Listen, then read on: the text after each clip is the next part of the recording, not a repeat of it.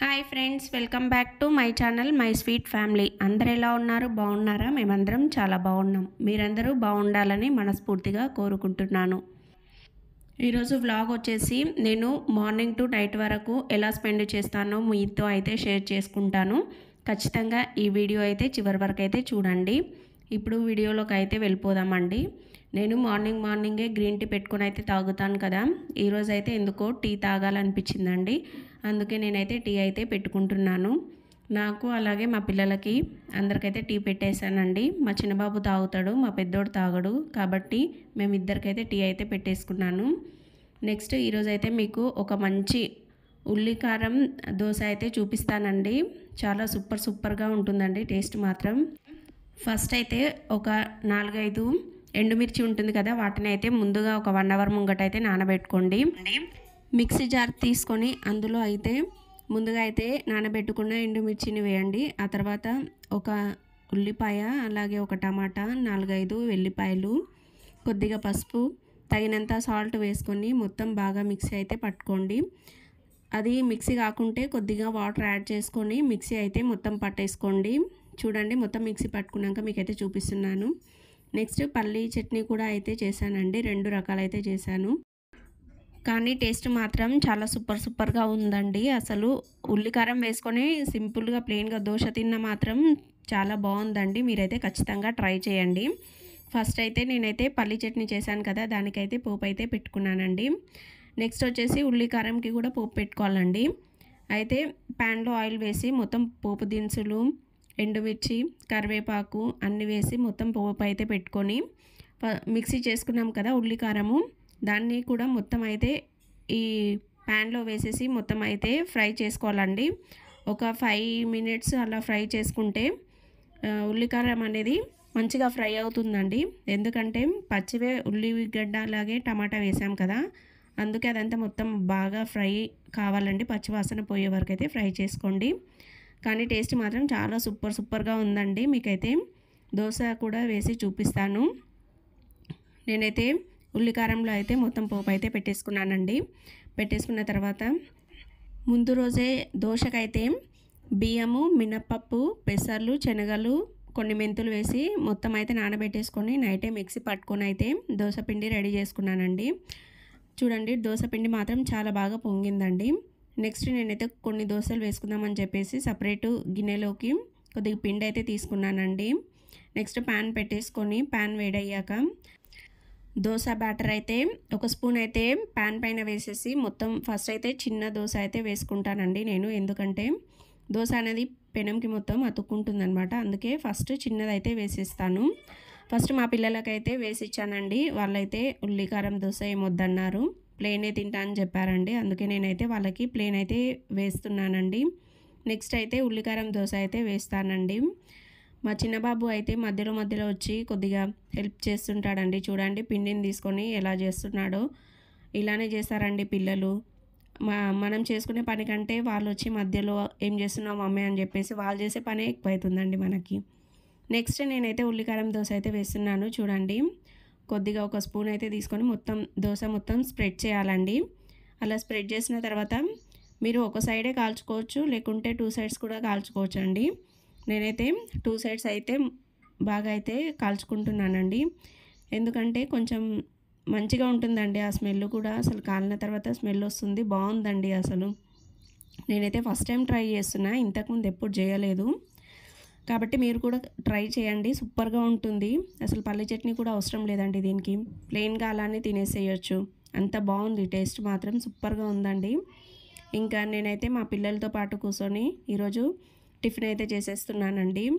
చూడండి, చూపిస్తున్నాను మీకు వీడియోలో. చాలా బాగుందండి. నేను ఒక్క ముద్ద తిన్నానండి. అసలు సూపర్గా ఉంది టేస్ట్ అనేది. మీరు కూడా ఖచ్చితంగా ట్రై చేయండి.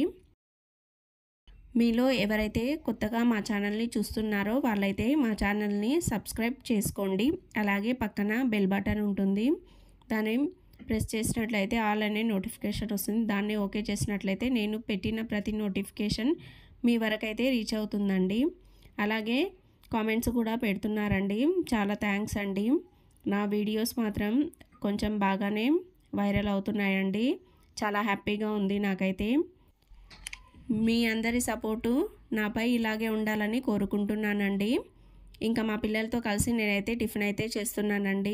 ఈరోజు మాత్రం ఎందుకో ఆ దోశ చూడంగానే చాలా తొందరగా ఆకలి అయితే అయ్యిందండి. అందుకే నేనైతే ఫస్ట్ మా పిల్లలతో పాటు నేనైతే టిఫిన్ అయితే చేసేస్తున్నానండి. మేమందరం ఇలాగే ఉదయం పూట చాలా హ్యాపీగా టైం అనేది స్పెండ్ చేస్తామండి. ఇంకా మా పిల్లలైతే నెక్స్ట్ స్కూల్కి అయితే రెడీ చేయాలండి వాళ్ళని. ఫస్ట్ నేనైతే టిఫిన్ అయితే తింటున్నాను.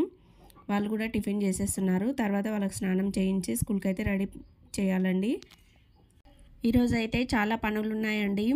బట్టలు అయితే ఉతకాలి, అలాగే ఉతికిన బట్టలు ఉన్నాయి కదా అవైతే మొత్తం అయితే ఫోల్డింగ్ అయితే చేయాలండి. ఆ తర్వాత అల్లం వెల్లిపాయ తీసుకొచ్చానని చెప్పాను కదా, అది కూడా మొత్తం అయితే ఒలవాలండి. ఒలిచి అది కూడా దంచాలండి. అసలు ఈరోజు పనులు అనేవి చాలా ఉన్నాయండి. ఫస్టే టిఫిన్ చేసేసాను అనుకోండి, ఆ తర్వాత పనులన్నీ నిదానంగా ఒకటి తర్వాత ఒకటి చేసుకుందామని చెప్పేసి ఫస్టే టిఫిన్ అయితే చేసేసానండి. మా పిల్లలు అయితే తర్వాత స్కూల్కి అయితే రెడీ అయిపోయి వెళ్ళారండి. నేనైతే ఆ తర్వాత లంచ్ అయితే ప్రిపేర్ చేస్తున్నానండి. వాళ్ళకి టిఫిన్ అయితే పెట్టించేసాను. మా వారైతే బత్తాయిలు ఉంటాయి కదా అవైతే తీసుకొచ్చారండి. వాటితో అయితే కొద్దిగా జ్యూస్ అయితే చేశానండి. ఆ తర్వాత నేను ఈరోజు అయితే కాకరకాయ ఫ్రై అయితే చేస్తున్నానండి.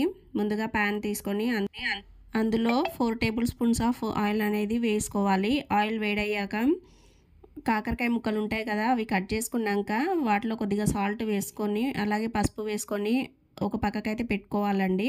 దాని తర్వాత దాంట్లో కొన్ని వాటర్ అయితే వస్తాయండి. దాన్ని మొత్తం పిండేసి ఈ ఆయిల్లో అయితే వేయాలండి. మొత్తం వేసి కొద్దిగా ఫ్రై అయితే చేసుకోవాలి. ఫ్రై అయిన తర్వాత ఇందులో అల్లం వెల్లుల్లి పేస్ట్ కూడా వేసి బాగా అయితే ఫ్రై చేసుకోవాలండి. ఇవి చాలా టైం అయితే పడుతుందండి కాకరకాయ ఫ్రై చేసుకోవడానికి. నెక్స్ట్ ఇందులో అయితే కొద్దిగా పసుపు కూడా యాడ్ చేసుకోండి. యాడ్ చేసుకొని మొత్తం బాగా అయితే ఫ్రై చేసుకోండి. మీడియం ఫ్లేమ్లో అయితే పెట్టుకోవాలండి. కొద్దిగా హై మీడియం ఫ్లేమ్లో అయితే పెట్టుకోవాలి. నెక్స్ట్ ఇందులో అయితే కరివేపాకు కూడా యాడ్ చేసుకొని బాగా కలుపుకోవాలండి. ఎందుకంటే అడుగంటకుండా మొత్తం కలుపుకుంటూ ఉండాలండి. తర్వాత మీరు ఎంత కారం తింటారో మీ కారంకి తగినంత కారం అయితే వేసుకోండి. నేనైతే 3 టేబుల్ స్పూన్స్ అయితే వేసుకున్నానండి. నెక్స్ట్ సాల్ట్ అనేది కొద్దిగానే పడుతుందండి. ఎందుకంటే ముందుగానే మనం కాకరకాయలో సాల్ట్ వేసి మొత్తం కలిపి పెట్టుకుంటాం కాబట్టి కొద్దిగానే పడుతుంది. నెక్స్ట్ నేనైతే కొద్దిగా అయితే షుగర్ అయితే వేసుకుంటానండి. షుగర్ వేసుకోవడం వల్ల కాకరకాయ షుగర్ అనేది బ్యాలెన్స్ అయ్యి టేస్ట్ మాత్రం చాలా సూపర్గా ఉంటుందండి. చివరిగా ధనియా పౌడర్ అయితే వేసుకోండి. వేసుకొని మొత్తం బాగా అయితే కలుపుకోండి. అంతేనండి. అసలు కాకరకాయ ఫ్రై మాత్రం చేదు లేకుండా చాలా సూపర్గా ఉంటుందండి.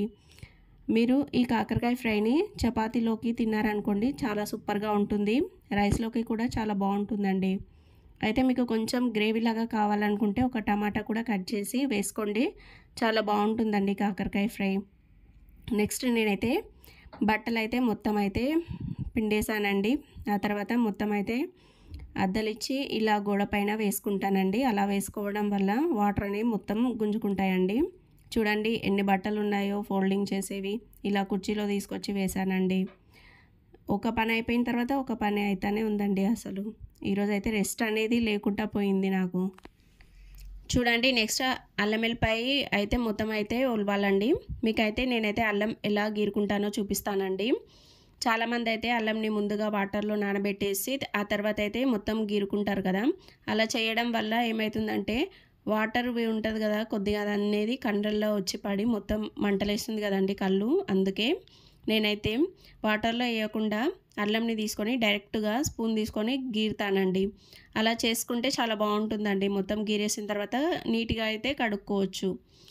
అలా మనకి చాలా ఈజీగా అయిపోతుందండి. నేనైతే ఇలాగే చేస్తానండి.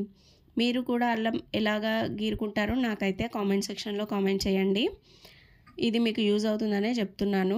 నెక్స్ట్ ఎల్లిపాయలు అయితే మొత్తం అయితే ఒలుచుకున్నానండి. నెక్స్ట్ అల్లం వెల్లిపాయ మొత్తం అయితే రోట్లో వేసి అయితే దంచుకుంటానండి. రోట్లో వేసి పేస్ట్ చేసుకోవడం వల్ల చాలా టేస్టీగా ఉంటుందండి.